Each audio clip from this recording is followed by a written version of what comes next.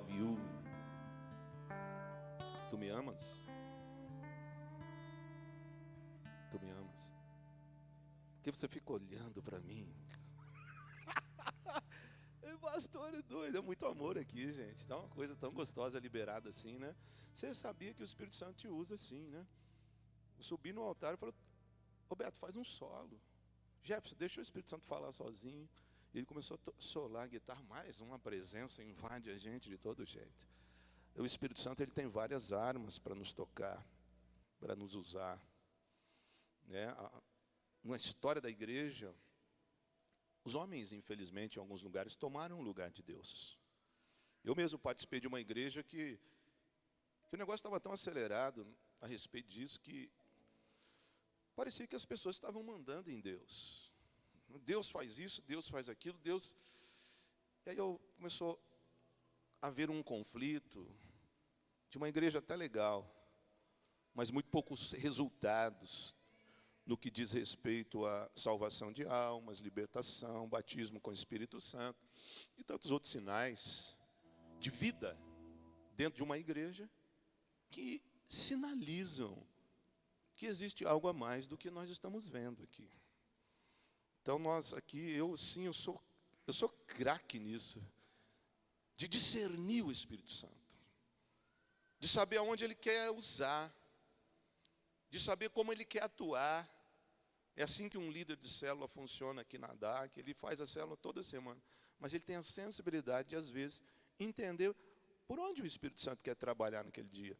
Às vezes ele não quer falar através da edificação, do compartilhamento. Talvez naquele dia ele queira atuar mais no louvor, ou às vezes até no lanche. Nós já vimos pessoas aqui que começou a lágrima a escorrer na hora que mordeu a coxinha, na hora que foi comer o lanche, porque o lanche é uma etapa da célula, e o Espírito Santo naquele dia quis trabalhar ali, mostrando para a pessoa que até na hora que você está comendo, Ele está junto de você. Então nós temos aqui assim, esse negócio, igual eu estou fazendo aqui agora, né? Não estou enrolando não. Eu estou vendo onde que o Espírito Santo quer usar, porque a palavra está pronta. E eu sei que eu fazendo isso, eu estou falando com alguém, eu estou ensinando alguém. Porque nós não podemos errar, gente. Nós vamos falar aqui hoje, né? A Lilian, supervisora Lilian, já começou nessa manhã, falando da importância da igreja. E que você entenda que tem muita coisa para conquistar aí fora. Mas se você não entender o teu papel dentro da igreja de Jesus, ai, ai, ai, ai, ai. Ai, ai, ai, ai, ai. Nós não podemos fazer como Sansão, que nasce por promessa, que nasce para ser consagrado a Deus, mas é vencido pelo mundo. Aquelas atrações no mundo, aquelas atrações que levaram Sansão a se relacionar com prostitutas, que era o pecado da época, que era a atração maior da época, assim como é hoje, o álcool, as drogas, a fornicação, seja qual for a estratégia que o inimigo usa para tirar você da direção de Deus, é a mesma coisa. Só que nós já temos o exemplo de Sansão. Nós não podemos ficar empurrando com a barriga, com promessa de Deus, e chegar no fim da vida e descobrir que erramos. E descobrir que as escolhas que nós tivemos na vida, pensando que era certo, pensando que aquilo ia fazer bem para nós, não era nada daquilo que Deus queria. Amém? Então esse é o motivo de você estar aqui. Não é só ser abençoado. Não é eu vim aqui para ser abençoado fora da igreja. Eu tenho muitos livramentos. Enquanto eu estava no outro lado, não servindo a Deus, até entendo que pela promessa de Deus Ele tinha que me livrar, senão Ele não podia cumprir a promessa, o plano que Ele tinha na minha vida. Mas Deus me deu muitos livramentos de morte, quando eu nem conhecia Deus. Deus me abençoou muito, antes que eu entregasse a minha vida para Deus. Deus, Ele abençoa as pessoas. Agora, quando você entende isso, quando você vem para a casa de Deus, você tem que entender que você tem um papel aqui. Você tem que entender que os livramentos que Deus te deu, as bênçãos que Deus te deu lá, tinham um propósito. Propósito esse que vai se desenrolar agora. Não pensa que Deus esqueceu de você. Você não nasceu por acaso.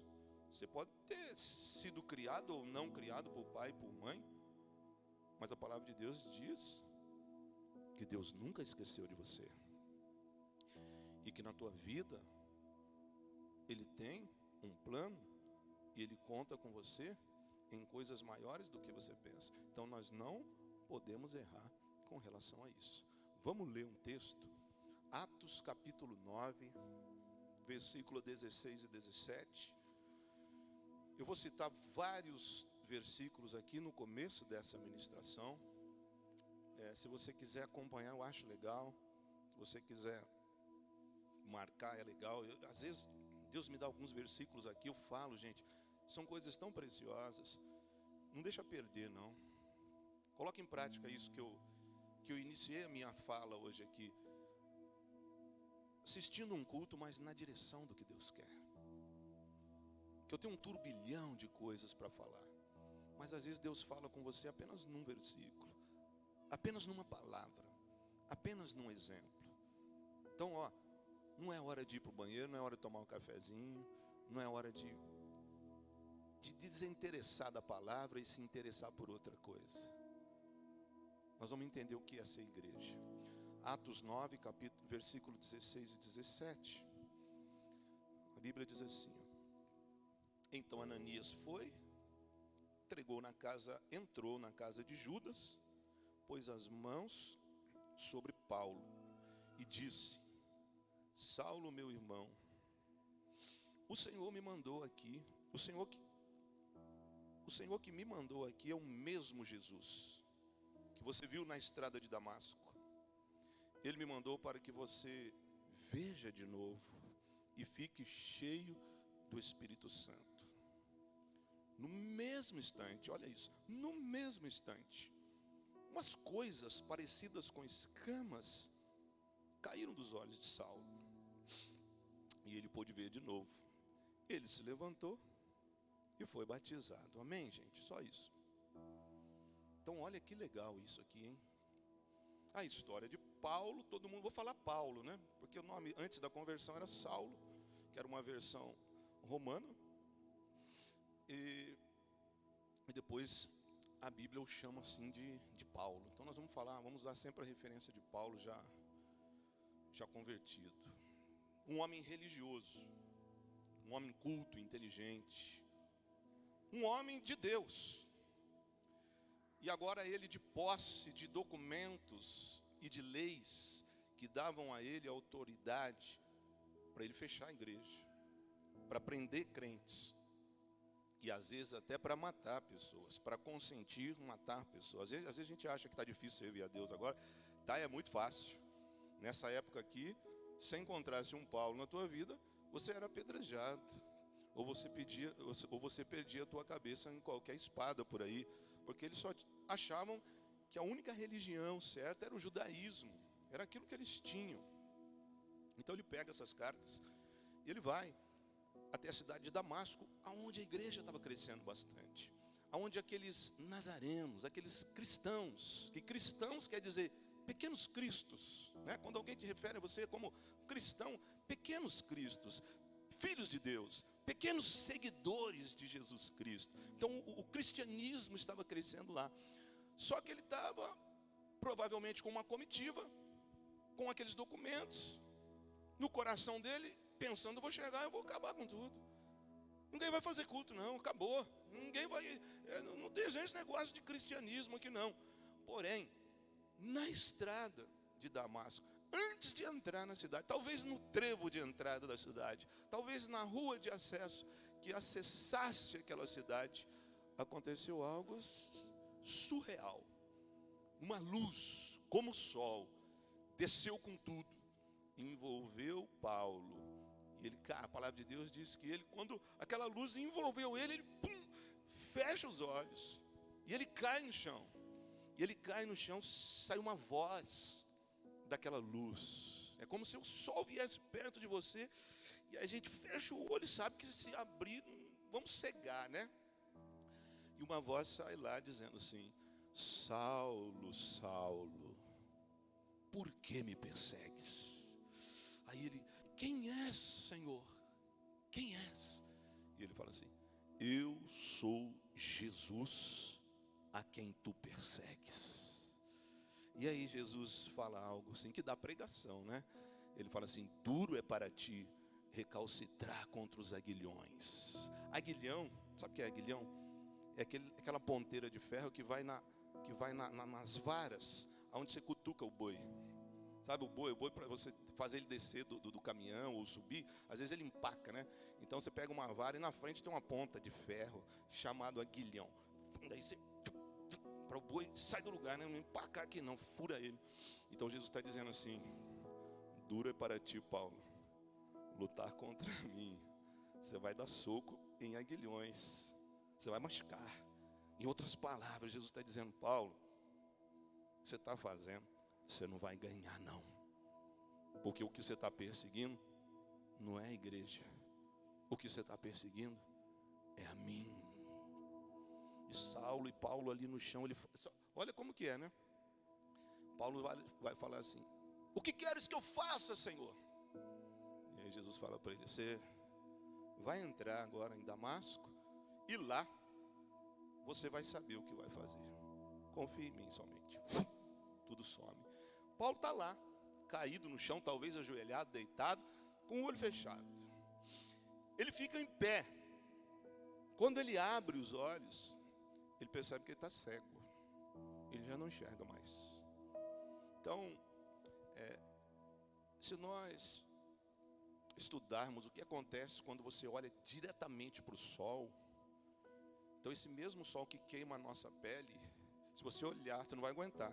Mas se você conseguir ficar um tempo olhando, a mesma queimadura de pele, ela queima todo o globo ocular. Né? Existe uma enfermidade chamada queimadura de córnea, por exposição por muito tempo à luz solar. Alguma coisa aconteceu com Paulo ali, porque ele ficou cego. Né? Talvez tentando dar uma explicação científica, muitas doenças, cegueira permanente, cegueira por um tempo só, mas quando você olha para uma luz muito forte, escurece, né? E Paulo ficou cego. Mas aconteceu um fato aqui muito estranho. Ele fica cego, ele abre o olho e fala: acabou. Alguém leva ele, põe numa casa lá em Damasco. 3 dias depois, entra um crente lá chamado Ananias. Se apresenta, fala: eu sou Ananias, sou lá da igreja DAC e tal, e Deus falou comigo, e eu vim aqui para orar por você. Então ele vai lá e ele põe a mão em Paulo. Quando ele começa a orar, é lindo isso, né? Ó, Jesus, que é o versículo que nós lemos: sou Paulo, tudo bem? Prazer, sou líder de célula lá na DAC e tal, vim aqui porque Deus mandou orar por você. Dá a cabeça aí. Ó, quem mandou? O mesmo Deus que tratou com você, falou comigo lá. Isso é poderoso, né? No mesmo tempo que Ele está operando na tua vida, Ele está falando comigo. Ele me mandou aqui para que você veja de novo. Dá a cabeça aqui, ó. Receba a visão em nome de Jesus. E fala assim. Quando ele fala isso, cai umas coisas dos olhos dele. É engraçado que eu vi isso em todas as traduções. E aqui onde nós lemos, na NTLH, nova tradução dos dias de hoje, está dizendo que cai umas coisas parecidas com escamas. Todas as traduções vão falar escama, gente. Algumas falam assim: caiu escamas realmente. Caiu escama dos olhos de Paulo. Caíram coisas semelhantes a escama, mas todas usam esse negócio de escama. Perceba que lá na época, quem usa lente de contato? Parece com o que lente de contato? Aí isso é uma loucura só. Não parece escama? Eu fiquei pensando, será que Deus, a hora que aquela luz veio assim, Deus colocou uma lente de contato cega, lente de contato para ele não enxergar nada. Quando ele orou, alguma coisa pulou dos olhos dele. Não sei se a córnea estava queimada, ou se pela exposição àquela forte luz formou catarata nos olhos dele, que fica anuviado os olhos e também pode ocasionar cegueira. Mas saiu alguma coisa dos olhos dele. Então aqui aconteceu um milagre. Na hora que o irmão Ananias ora por Paulo, cai algumas coisas assim, ó, fisicamente cai. E aí Paulo começa a enxergar novamente. Então esquece agora, por hora, o milagre, porque acontece algo maravilhoso aqui. A importância nem está no milagre. A importância nem está nisso que aconteceu quando aquele crente ora e o outro começa a ver de novo. Ou naquele milagre físico, assim, que estava lá, que quem estava lá viu que caiu alguma coisa dos olhos dele. Mas o importante para nós aqui não é esse milagre. O importante para nós aqui hoje é entender o que acontece aqui na vida de Paulo. Até aqui a vida de Paulo é uma. Daqui para lá a vida de Paulo é totalmente outra. A partir desse momento, a ficha caiu, né? A gente tem o hábito de falar, a ficha caiu. Mas aqui, a partir de agora, a escama caiu. Essa tem que ser a linguagem de crente, né? A gente não vai falar mais, puxa, caiu, não, caiu a escama. Eu não estava conseguindo ver. Agora eu estou podendo ver novamente. Então, a partir desse momento aqui, Paulo, ele descobre uma coisa. Que tudo que ele estava vivendo lá atrás estava errado. Que todas as escolhas, que toda a dedicação da vida dele, até ali, gente, até achando que estava com Deus, estava tudo errado. Eu já falei isso, mas volto a repetir. Você já pensou? Você está fazendo uma escolha na vida. Você está lutando por algo. Você está batalhando há anos por algo. E quando chegar lá no fim, quando não houver mais tempo, se descobrir que fez a escolha errada. Você já pensou nisso, gente?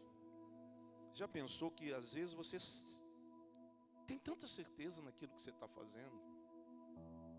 Estou falando para a gente da igreja, viu? Porque quem não está na igreja não está nem sendo contado para o reino de Deus. Você já pensou nesse ponto aqui? Que tudo que você está fazendo hoje pode não estar de acordo com o que Deus quer. E às vezes uma palavra dessa põe você no centro da vontade de Deus. Um cara que andava com a Bíblia, que era a Torá na época, nas Escrituras. Um cara que foi criado na igreja. Um cara que achava que tinha certeza do que ele estava fazendo, estava do agrado de Deus. E agora houve uma grande mudança no mundo espiritual. Vem a igreja de Jesus Cristo, ele não entende. E pelo contrário, ele rebate aquilo, ele persegue aquilo. E a hora que ele fica cego, 3 dias é suficiente para ele entender a vida dele. E agora quando caem as escamas, a vida desse cara é completamente outra. Não pelo milagre, mas pelo entendimento dele, de assumir que aquilo que ele estava vivendo ali atrás estava errado. Então esse ponto aqui falou muito comigo. Já pensou, gente? Às vezes a gente tem tanta certeza que a gente está fazendo é certo, cara. Então eu quero que no decorrer desses 10 minutinhos aqui, em oração e em espírito, você fale com Deus. E Senhor, poxa, aonde eu devo acertar? Sabe, eu já estou há tantos anos fazendo tal coisa. Ou então estou há tantos anos deixando de fazer alguma coisa. Essa palavra aqui, ela tem que falar comigo, ela tem que mexer comigo, porque eu sei que vai chegar o dia. Como chegou para Paulo, como vai chegar para cada ser humano. E aí, você vê e descobrir que não dá mais tempo para você acertar. Porque a escolha que você achava que estava tão certa, não tinha nada a ver com a vontade de Deus. Então esse momento aqui foi determinante para o maior crente talvez da história do cristianismo. Esse cara, ele faz as leis para a igreja.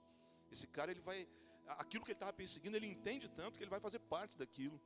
Que ele vai organizar todas as coisas que já estavam sendo ali liberadas, mas precisava de uma ordem, precisava de uma administração, precisava de uma organização maior. E ele escreve a maior parte do Novo Testamento, coisa que nos dá uma direção muito clara do que Deus quer hoje. Eu vou ler aqui em Filipenses 3 e 5, olha o que Paulo falou. Depois desse dia, olha o que ele fala lá na igreja de Filipos lá, depois desse encontro. Ele diz assim, ó, ele dando testemunho da vida dele. Ele diz assim: fui circuncidado quando tinha 8 anos de vida. Que ele era hebreu, então ele tinha que obedecer a lei de Moisés. 8º dia, criança judia tem que praticar a circuncisão. Com 8 anos de vida, fui circuncidado. Eu sou israelita de nascimento. Sou da tribo de Benjamim, de sangue hebreu. Quanto à prática da lei, eu era fariseu. E era tão fanático que perseguia a igreja. Quanto ao cumprimento da vontade de Deus, por meio da obediência à lei, ninguém podia me acusar de nada. Olha o relato que ele está dando. Ele está falando assim, cara, o meu testemunho era impecável. Eu era assim, um religioso certinho, que ninguém podia me acusar de nenhum erro. E aí ele continua dizendo, no passado, todas essas coisas valiam muito para mim. Mas agora, por causa de Cristo, considero que não tem nenhum valor o que eu vivi. E não somente essas coisas, mas considero tudo uma completa perda comparado àquilo que tem muito mais valor. Isto é, conhecer completamente Cristo Jesus, o meu Senhor. Eu joguei tudo fora, como se fosse lixo, a fim de poder ganhar a Cristo. Cara, que coisa, hein? Então veja o que aconteceu com ele. Isso aqui não precisou de estudo, não. Isso aqui, quando caiu a escama, ele conseguiu enxergar a realidade da vida dele. Sabe, gente, que às vezes a gente até está na igreja, a gente até entendeu que, poxa, eu preciso, mas fica superficial. A pessoa não entende que tem um envolvimento. É aquele tipo de gente, eu sei o que eu estou fazendo. É isso que eu estou ministrando hoje, eu sei o que eu estou fazendo. Tudo bem, eu sei que você sabe o que você está fazendo. Mas será que o que você está fazendo está de acordo com a vontade de Deus? Será que o que você está fazendo é desse jeito? Quais os sinais de Deus na tua vida? Quanto tempo você está na presença de Deus? Quais são seus frutos? Quem é que está tendo uma vida tocada, mudada ou incentivado a vir para a presença de Deus através da tua vida? Ou você está cumprindo apenas um requisito religioso? Ou você apenas está, eu sei o que eu estou fazendo, eu nasci na igreja, eu já sou crente há muito tempo, mas hoje que os teus olhos sejam abertos, para que quando chegar naquele dia, você não venha cair nessa armadilha da inteligência e da razão humana, e descobrir que a tua escolha foi errada, que existe algo específico para a tua vida, que existe algo além do conhecimento, algo que Paulo descobre aqui agora. Você sabe que quando nós morremos, segundo a ciência, a nossa, mas gente, dá uma mamadeira para essa criança, Jesus, nessa hora, para não tirar a atenção do pessoal aí. Você sabe que quando você morre, a tua mente ainda fica em funcionamento por alguns minutos? A ciência diz isso, que quando nós morremos, a nossa mente ela funciona um pouquinho ainda, alguns minutos, porque acontece o seguinte dentro de nós. O nosso coração bombeia sangue para todo o nosso corpo e para o cérebro também. E esse sangue, quando ele passa pelo nosso cérebro, ele leva oxigênio. E os neurônios e as células no nosso cérebro são alimentados pelo oxigênio trazido pelo sangue. Então, quando nós morremos, o coração para, o sangue para de circular no nosso organismo. Então, não se leva mais oxigênio no cérebro. Então, os neurônios, eles usam nessa hora a reserva que eles têm. Então, a pessoa morreu, o coração parou, está morta. Mas eles ainda têm, porque tem energia no nosso cérebro. E nos nossos neurônios, eles guardam aquela reservinha de gordura. E eles tentam, isso é chamado na ciência de tsunami cerebral. E eles tentam viver sozinhos. Eles tentam viver sem o oxigênio enviado pelo sangue. Então, a mente ainda continua funcionando por alguns minutos, na espera de que o sangue volte a circular. Como o sangue não volta mais a circular, porque a pessoa morreu, aí é uma questão de minutos. Eles apagam, como cada célula do nosso corpo morre, porque o sangue já não circula mais. Olha isso. Então isso é uma visão fisiológica, biológica, do funcionamento da nossa vida. Mas não é só isso, gente. Além disso, tem a parte espiritual. Tua vida não é só isso aqui que você vê. A nossa vida não é isso que nós estamos vendo nessa igreja, tem recheada de pessoas, colorido, bonito. Por trás disso aqui, existe um mundo sobrenatural. Por trás disso aqui existe um mundo espiritual, tão visível como esse mundo físico que nós conhecemos tão bem. Então essa palavra de hoje é para você não errar. É para você acreditar que você não pode falhar. Você pode comprar um carro enganado por alguém. Eu quero comprar o meu carro, tá bom o motor, acabei de fazer o motor, tá bonito. E chega ali um mês depois não dá certo. Você pode até errar na questão do casamento, escolher a pessoa errada. Você pode até errar na escolha da tua profissão. Mas você não pode errar na questão espiritual, nas tuas escolhas. Porque isso pode determinar o fim da tua vida longe de Deus para sempre. Além de tudo isso aqui que nós estamos vendo, nós precisamos entender, por permissão de Deus, o que Deus quer da nossa vida aqui. Olha o que Jesus fala em Mateus 16:6. Ele diz assim, ó: fiquem alertas e tomem cuidado com o fermento dos fariseus. Olha a recomendação que Jesus dá, cara.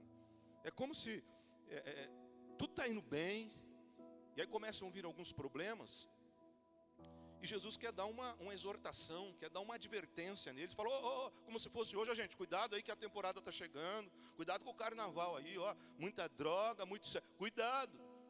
Então ele está dando uma recomendação do perigo que poderia tirá-los da presença de Deus. E ele fala, cuidado com o fermento dos fariseus, sabendo que haviam outros pecados. Olha a recomendação de Jesus. E depois os discípulos vão entender que o fermento aqui era um ensino dos fariseus. Tudo por conta disso que nós estamos falando hoje. Cuidado com os ensinos que você anda recebendo ou que já recebeu. Porque para a presença de Deus só tem um caminho. É só uma coisa. Jesus, o caminho, a verdade e a vida. Ah, pastor, eu sei. Espera aí. Talvez você até saiba disso e tenha feito essa escolha. Mas quem sabe hoje tem alguma escama ainda para ser tirado, para que você faça o que Ele quer que você faça. Então vamos lá. O que Paulo viu, gente, nisso tudo aí? Quando ele recebe a oração, quando ele tem um encontro com Jesus, ele sofre um acidente, ele vem, agora a visão dele é aberta. O que ele viu? Ele viu o seguinte, que com toda a sabedoria que ele tinha, que tem um Deus maior do que todas as coisas.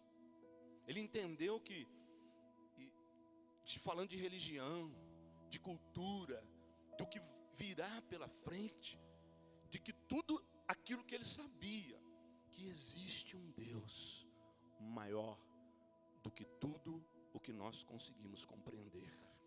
Ele escreve a respeito disso. Ele escreve em Colossenses 1:15 assim, ó.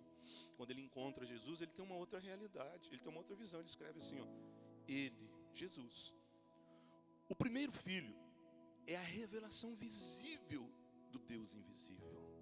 Ele é superior a todas as coisas criadas. Olha o Deus que você serve, gente.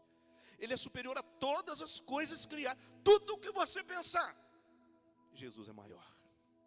Tudo que vier te amedrontar, Jesus é maior. Tudo o que você quiser fazer, Jesus é maior. Olha o que ele escreve. Ele é o primeiro filho, ele é superior a todas as coisas criadas. Pois, por meio dele, de quem? Desse Filho de Deus, desse Jesus, por meio dele, Deus criou tudo, no céu, na terra, tanto que se vê como que não se vê, inclusive todos os poderes espirituais, as forças, os governos, as autoridades, porque por meio dele e para ele, Deus criou todo o universo. Então eu pergunto para você, como viver sem Deus? Como viver sem Jesus? Como viver sem a igreja? Que nós vamos ligar esse negócio nele. Entende, gente? Que nós estamos ganhando almas, e às vezes a gente vê uma pessoa com um potencial tão grande, que está vivendo uma vida como Paulo. Aí eu sou crânio na internet, eu faço qualquer coisa, mas para Deus não funciona em nada. Mas para aquilo que realmente deveria ser a coisa mais importante, eu sou bom no som, eu sou bom nos cálculos, eu sou bom como atleta, eu sou bom como qualquer coisa. Mas dentro daquilo que Deus tem para a vida dele, tem uma escama que deve ser tirada. Ele é maior do que todas as coisas.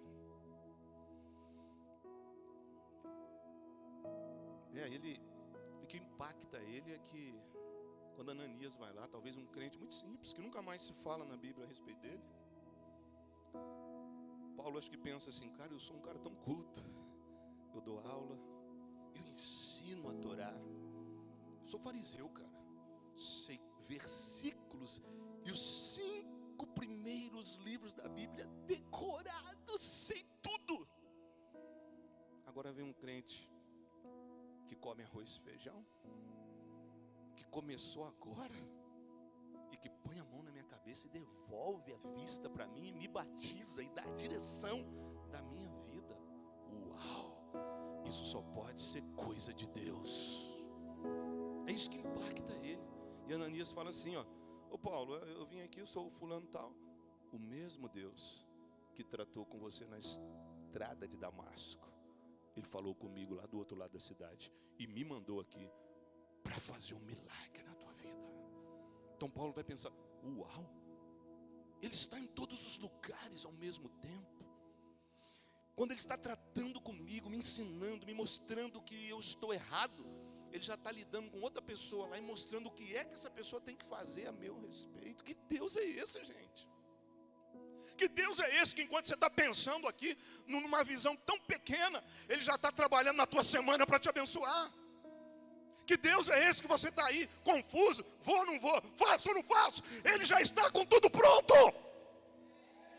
Acorda hoje, para que naquele dia, você não venha assistir todas as nossas pregações aqui, e eu gritando e suando a camisa, e você dizendo assim, isso não é para mim, eu não faço parte, eu só quero ficar aqui sentado numa cadeira assistindo de longe.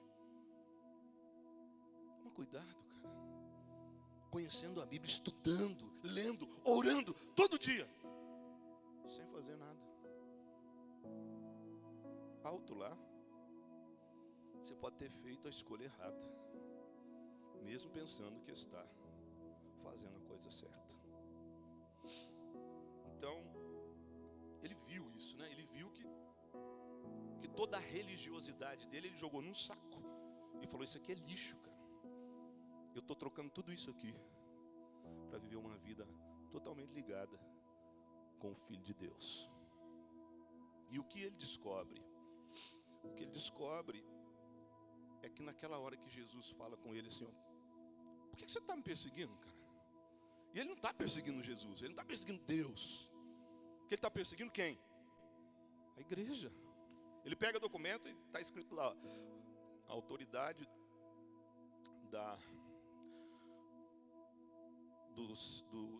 do Sinédrio, que era o Supremo Tribunal da religião judaica. Eles mandavam, eles conversavam direto com o Império Romano. A autoridade assinada por Gamaliel, por Nicodemos, por Anás, por Caifás. Você pode fazer o que você quiser, entra nas igrejas, acaba com o louvor, acaba com o culto, prende o pastor, mata tudo, você pode fazer o que você quiser. Então ele estava contra a igreja. Então quando ele está indo contra a igreja, é aquela luz, pá, e aquele Deus se revela para ele e fala, por que você está me perseguindo? Então Paulo já começa a entender aqui, peraí, eu não estou perseguindo Deus, eu não estou perseguindo esse sol da justiça, eu não estou perseguindo esse que me cega, que me derruba do cavalo, do camelo, sei lá, que me trava, que me cega, e que me dá uma oportunidade para pensar 3 dias, para resolver a minha vida. Eu não estou perseguindo você, eu estou perseguindo a igreja. Mas na fala de Jesus ele entende que Jesus é a igreja, e a igreja é Jesus. Entende? Olha o que eu estou te dando, hein? Ele é maior do que todas as coisas, por Ele foram criadas todas as coisas e para Ele serão todas as coisas. Ele vai pôr cada coisa debaixo dos pés dele e vai entregar tudo resolvido aos pés do Senhor, ao Deus eterno, ao Pai celestial, ao Criador de todas as coisas. Ele entende isso. Ele fala: o quê? Eu não estou perseguindo Deus, eu estou perseguindo a igreja. Mas o dono da igreja para e fala assim: por que você me persegue? Ou seja, assim, ó, está perseguindo um dos pequenininhos aqui, está perseguindo a mim. Está fazendo mal para qualquer pessoa da última cadeira dessa fileira, lá na grade de ferro, está tocando em Deus. É dele a igreja, Ele é o Senhor da igreja, e Ele ama você, Ele cuida de você, Ele trata com você, e Ele é quem trata com os seus inimigos. É isso que ele entende. Ele fala: rapaz, eu não posso fazer mal para a igreja, porque se eu fizer alguma coisa contra a igreja, eu estou fazendo contra Deus. E ele escreve assim em Efésios 1:22, olha que coisa espetacular. Deus colocou todas as coisas debaixo da autoridade de Cristo e deu Cristo à igreja como único Senhor de tudo. Eu vou repetir, que um versículo desse aqui tem que fazer você entrar no teu quarto amanhã, pedir perdão dessas oraçõezinhas religiosas e superficiais, bater o joelho no chão, levantar as mãos para o céu e dizer: Jesus, eu quero te conhecer de verdade, eu preciso ter um encontro contigo. O que ele está dizendo aqui assim, ó, Deus colocou tudo, imagine tudo que você imaginar, tudo Deus colocou debaixo da autoridade de Cristo. Quer dizer, é Cristo quem domina aí fora tudo. E Ele deu Cristo para a igreja como o único Senhor de tudo. E olha agora o que Ele vai falar. E olha agora, a igreja é o corpo de Cristo. Ela completa Cristo, o qual completa todas as coisas em todos os lugares. Entendeu? Então eu vou dizer para você que está em casa, que já foi crente de algum lugar, que você que está entrando nesse espírito aí, da igreja dos desigrejados, né? Dizendo que pode ficar. Eu quero dizer uma coisa para você. Quem criou a igreja não foi o pastor, não foi o ministério. Quem criou a igreja foi Jesus Cristo. A Ele foi criada a igreja. E o texto está dizendo que Ele completa todas as coisas na igreja. Sai da tua casa, vem para a DAC, vem ouvir a palavra de Deus, porque você faz parte disso aqui, ó. A igreja, Jesus vai voltar, não vai voltar para buscar a família que está na sala assistindo televisão. Jesus vai voltar para buscar a igreja que Ele fundou e Ele criou.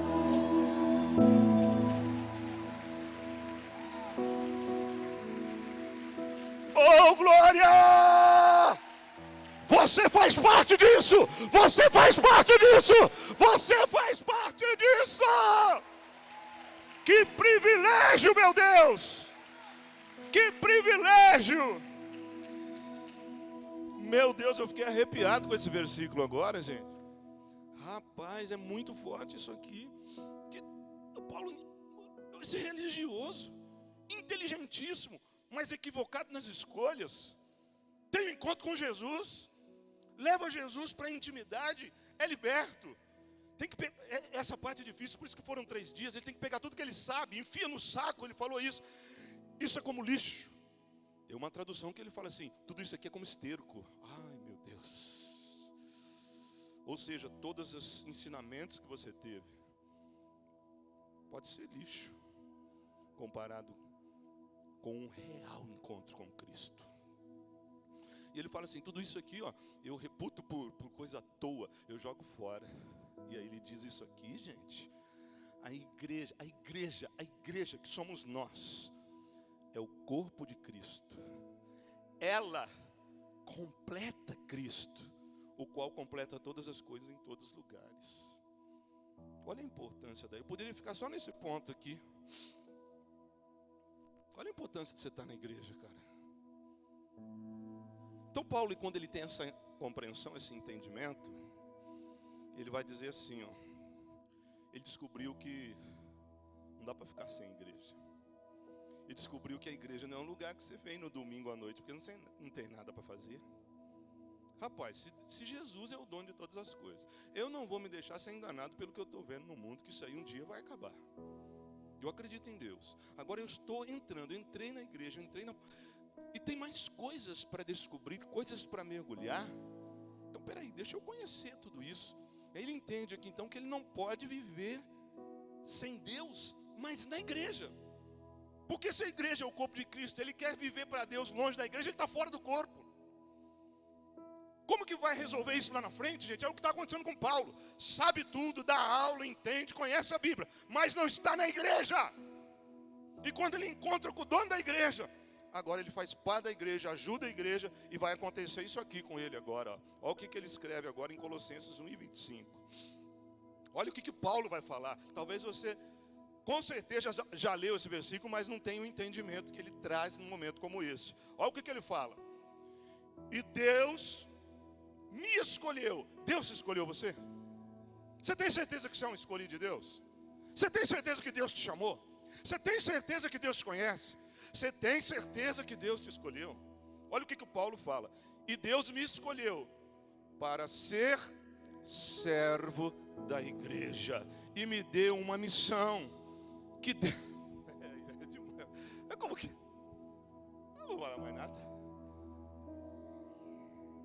Poderia até colocar outra pregação. Qual que é a tua missão? Eu peguei, tomar cafezinho na entrada, observar tudo e depois ir embora. Só voltar no domingo que vem. Isso é missão, cara. Eu vim para a igreja para comprar minha casa. Eu vim na igreja porque meu casamento não está bom. Vai procurar um psicólogo, cara. Vai pedir perdão a Deus por escolher o mal a mulher, escolher o mal o homem. Olha o que Paulo fala. Deus me escolheu. Talvez aqui você tenha essa convicção. Pô, eu sou escolhido de Deus para ser servo da igreja. Está difícil sair disso aqui, hein? Para ser servo da igreja. Ô, João Batata, hoje você está aqui na limpeza da igreja. Netflix. Ou você onde que entra o negócio de servo da igreja? Ou você pode ser anfitrião. Você pode ofertar a tua casa na obra de Deus. Não é dar a tua casa, não. É abrir a porta dela e um líder lá liderar uma célula lá, fazer um bem, servir a igreja. Você quer ser líder? Não quero nada, não. Não é dizimista, não é ofertante, não quer fazer nada. Que missão é essa? Qual é a tua missão? Sabendo que igreja até aqui nós já estamos começando a entender que é a coisa mais importante que tem na terra para Deus. Que se Deus quer fazer alguma coisa com o mundo, Ele não vai fazer com a política. Ele não vai fazer através da polícia nem da prefeitura. Ele vai usar a igreja. Mas se você não quer fazer, como que Deus faz? E aí eu pego uma pessoa que sabia tudo, mas estava fazendo tudo errado. E aqui ele tem encontro com Jesus e entende. Eu não posso viver sem igreja. Tudo bem, eu vou participar da igreja. Aí ele diz aqui: Deus me escolheu e me fez servo da igreja. Não é esse negócio, não. Deus falou comigo, irmão. Deus falou comigo. eu falo direto com Deus. Eu não preciso de voltar atrás do Velho Testamento e usar um sumo sacerdote. Eu falo direto com Deus. E onde que eu passo com isso? Não precisa da igreja, então. Deus me escolheu para ser servo da igreja e me deu uma missão que eu devo cumprir em favor de vocês. Essa missão é anunciar de modo completo a mensagem dele.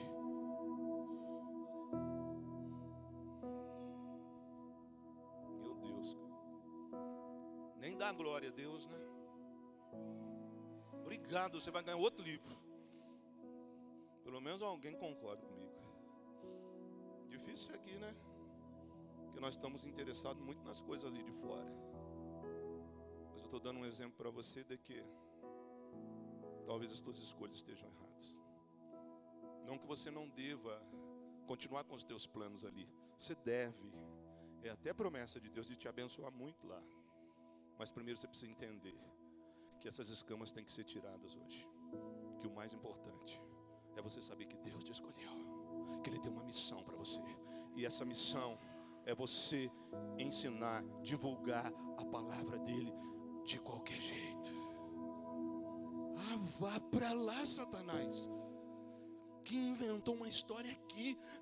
Daqui, você não pode ir lá, que você quer fazer você ser líder? Eu não quero fazer nada. Eu aceito um debate com você de você rebater para mim que é só pastor que vai fazer isso. Que é a função do pastor, ter que pregar, cuidar, fazer tudo isso. Nós não queremos isso, não.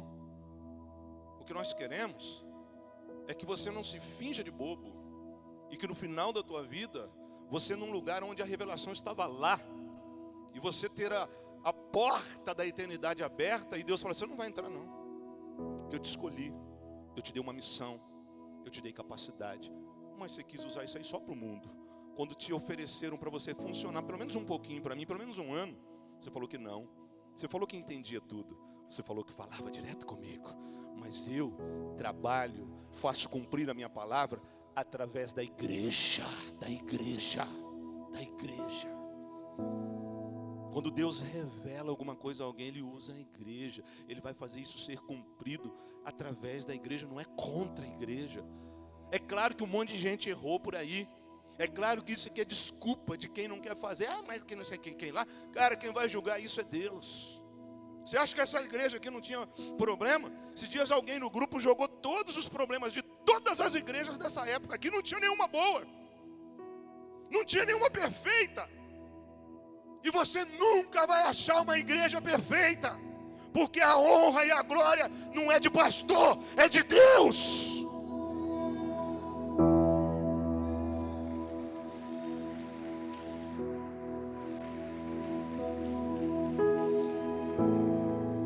Poxa, eu vou ter que dividir em duas vezes aí. Então Paulo, ele tá mostrando para nós que ele trabalha para a igreja. Que trabalhar para Deus é trabalhar para a igreja. Que ter uma missão com Deus não é uma missão um lobo solitário. Eu sou um míssil sozinho, que eu vou ganhar a guerra sozinho. Esse negócio de Rambo, cara. Olha, Comando para Matar, né, da nossa época, né? Vocês nem sabem quem é, né? Os heróis seus são diferentes dos nossos aí, né? Rambo, década de 80, gente. O cara sozinho vai lá e ganha a guerra. Isso aí é ficção, rapaz. Schwarzenegger, né? Tá, né? Todo mundo quer ficar forte, pega uma metralhadora, arranca a metralhadora do helicóptero ali. Centenas de metralhadoras não acertam um tiro nele, cara. Um cara é um espírito, um cara é um anjo. Isso é mentira, cara. Através da igreja que você vai conseguir. Através do líder. Através do cuidado. Através do apoio. Através do amor. Através do vínculo familiar que há entre nós. Vem. Você vai viver algo lindo. Você vai viver algo maravilhoso. Sozinho não dá, cara. Você nem consegue. Talvez uma semana. Por isso que tem que misturar, por isso que tem que estar junto. Porque Paulo está dizendo assim, através da igreja. Sabia que tudo que você faz em prol da igreja é revertido em bênção para você? Sabia? Então por que você não faz? Porque sabia tudo que você não faz para a igreja, podendo fazer, é revertido em perdas para você. Isso é uma outra palavra. Tem gente por aí que só prega isso e força as pessoas a dar alguma coisa, a ser alguma coisa. Aqui é no amor. Aqui é você, o Espírito Santo, a gente só fala. É voluntário. É você que faz. Guarda isso aí. Sabia que tudo que você pode fazer em prol da igreja, tendo capacidade, não faz, isso reverte em perdas para você. Eu já vi gente quebrar aqui, mas de todo jeito. Como eu já vi e vejo. Todo culto alguém levantando uma chave. Todo culto acontecendo alguma coisa. Alguém sendo tocado na família. Uma coisa acontecendo. Uma empresa que se abriu. Uma bênção que chegou. Uma cura que se estabeleceu. Porque tudo que você faz em prol da igreja é revertido em bênção para você. Eu achei até discipulado que Paulo fazia. Colossenses 1:28 diz assim, ó, Paulo vai estar dizendo, legislando a igreja. Assim nós anunciamos Cristo a todas as pessoas. Olha o objetivo dele.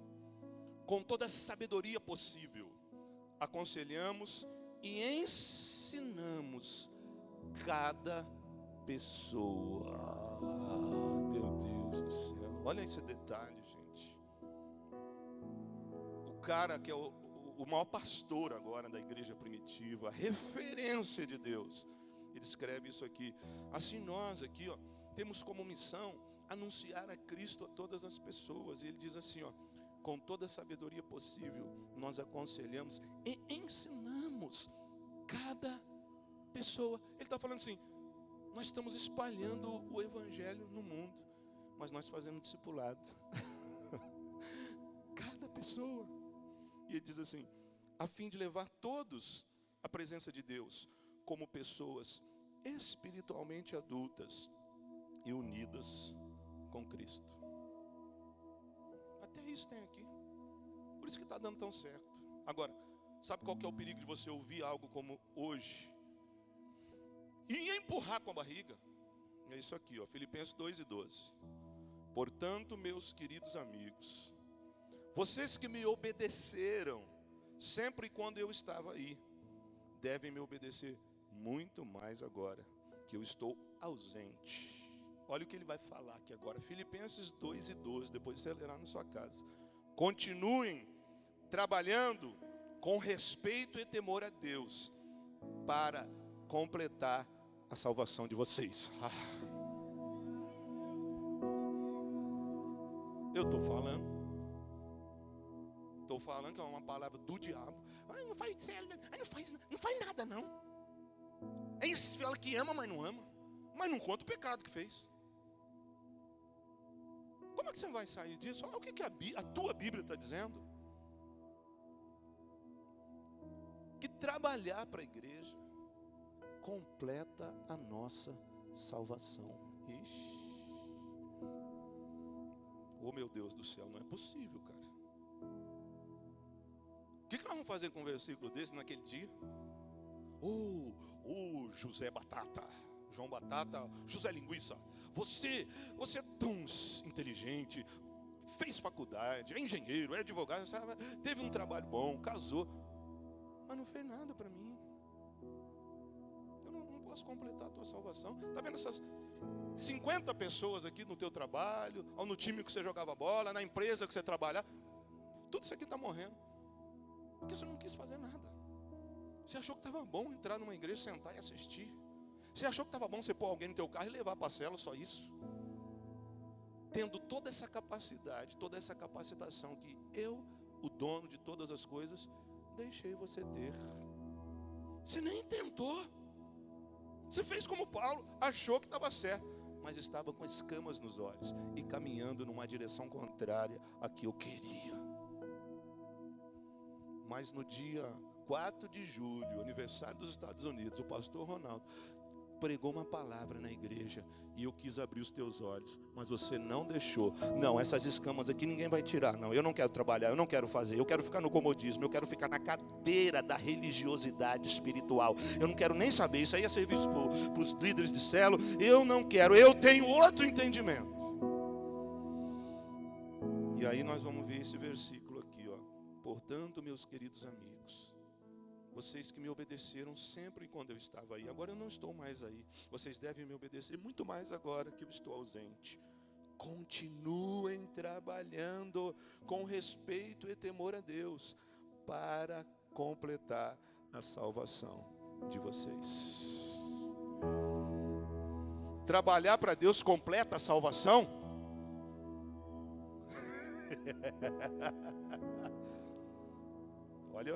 Olha o retrato.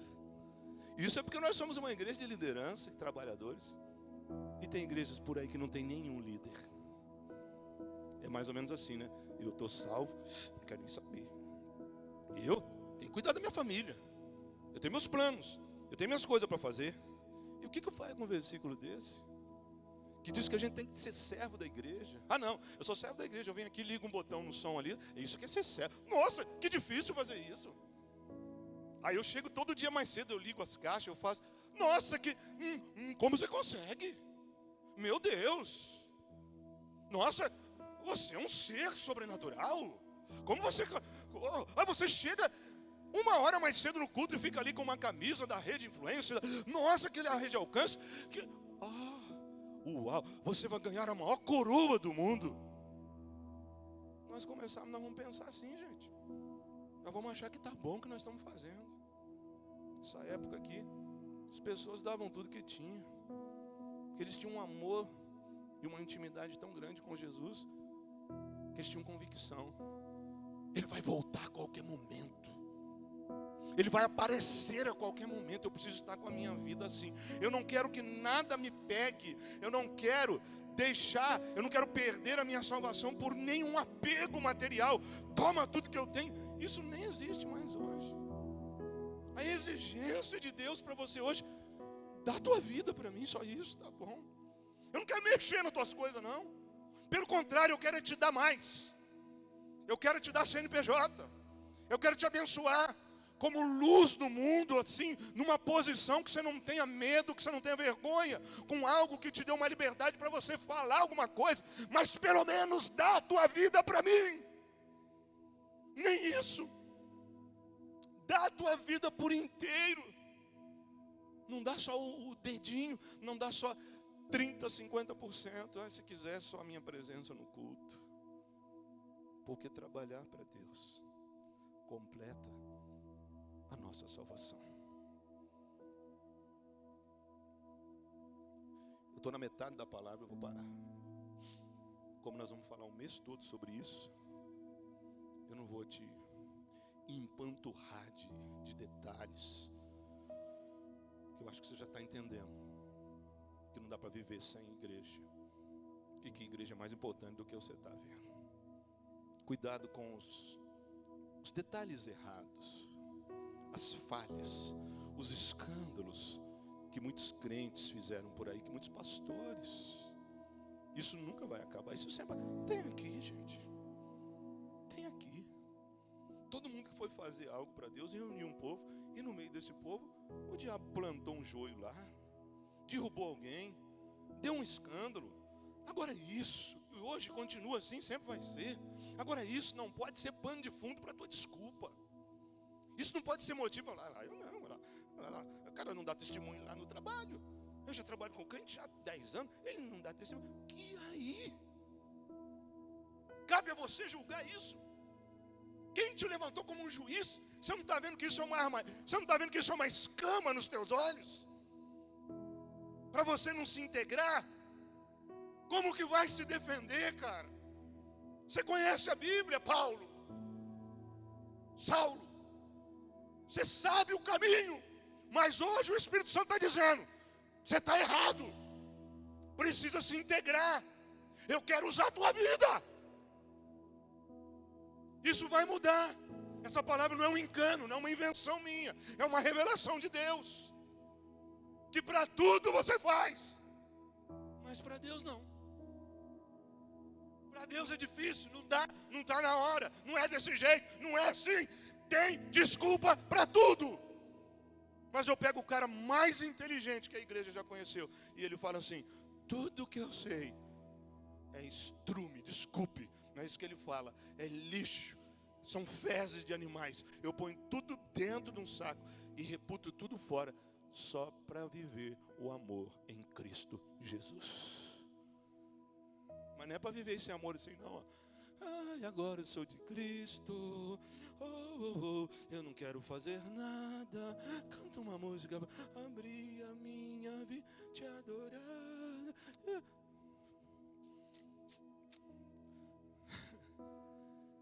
Doideira, né, cara? Levantai-vos e andai-vos, porque o vosso descanso será no céu. Vai fazer isso lá no teu serviço? Tem um radialista ali, ó. Vai ele lá falar o que ele quiser. Não está afim de falar, não. Ai, vou ficar aqui, eu só vou ouvir música aqui hoje, vou colocar uma historinha aqui. Trabalho no banco. Amanhã não estou afim, não. Hoje vou dormir mais tarde. Vou me transbordar na glória de Deus daqui a pouco. Vou tomar minha ceia. Amanhã eu só vou trabalhar. Ou melhor, eu só vou aparecer lá na terça. Vai fazer o que você quer lá fora. Lá você não faz. Lá você perde o emprego. Lá alguém te chama atenção. Aqui, a atenção que ele chama é desse jeito. Desperta. Tira essa escama dos teus olhos. Você faz parte disso aqui. Você está integrado no meu plano de salvação do mundo. Eu quero te usar.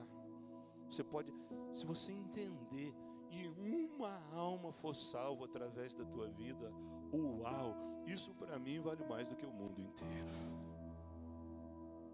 Sabe? Vou encerrar. Eu sei que nem todo mundo está pronto. Eu sei que ainda existe muita gente que diz assim, ai meu Deus, será que eu entro? Ai, eu tenho vontade de líder, mas eu não quero sair debaixo do teu poder, da tua glória para sempre, amém. Tem gente assim, tem que multiplicar aí. Ai, líder, eu não quero largar de você nunca mais. Ai, sabe, é a mesma coisa de quem não quer fazer nada, porque não entendeu. Entendeu que não é por nós. Sabe aquilo que Deus falou para Gideão, cara? Gideão vai lá na guerra. Milhares de pessoas, de inimigos, do exército inimigo. E aí ele reúne tudo que é gente lá, que pelo amor de Deus, vamos ajudar nós temos que livrar o nosso povo, nós temos que conquistar a nossa terra aqui. Vamos. Ele arruma 32 mil. Aí vai lá na presença de Deus, Senhor, papá, aqui, está tudo aqui, consagra. Ah, Senhor, estou com medo, é 32 mil, tem 500 mil do outro lado lá. Aí Deus fala assim, tá bom, mas tira 22 mil aí. O quê? Ô Senhor do céu, fica só 10 mil, Senhor. Mas não dá, olha lá, olha que estou no cálculo meu. E Deus assim, ai cara. Você quer usar matemática humana comigo? 10 mil contra 500 mil. Leva todo mundo lá para beber água. Lá está todo mundo com sede. Só que você vai separar aqueles que bebem água diferente. Então ele separa que bebe de um jeito, bebe do outro. Fica 300 de um lado, 10 mil, então 9.700 do outro lado, né? Aí ele fala, Deus, o meu coração, Senhor, o Senhor vai tirar 300, vai me deixar só com 9.700, Senhor. Não vai dar. Aí Deus fala assim para ele, Gideão, passa para o outro lado. Eu vou livrar Israel. Só com 300. Você vai me usar? Eu sou pecador. Isso é o que o diabo está falando. Mas esse Deus que morreu naquela cruz, Ele já perdoou o teu pecado. Ele te capacitou, Ele te revestiu, Ele te encheu com o Espírito Santo. Ele está te provocando nessa noite. Você pode fazer alguma coisa. Mas a revelação maior está no que Deus falou. Senhor, eu estou pensando que é com 9.700. Não, é com 300. Deus, passa para o outro lado. Pode ir embora lá. E 6.300. Só esse pouco. E aí Deus fala para ele algo revelador. Deus fala assim, Gideão, eu estou dando só 300 para você? Ou estou dando muito para você? Porque o povo tem que saber que não são vocês, mas é o Senhor quem vai dar a vitória.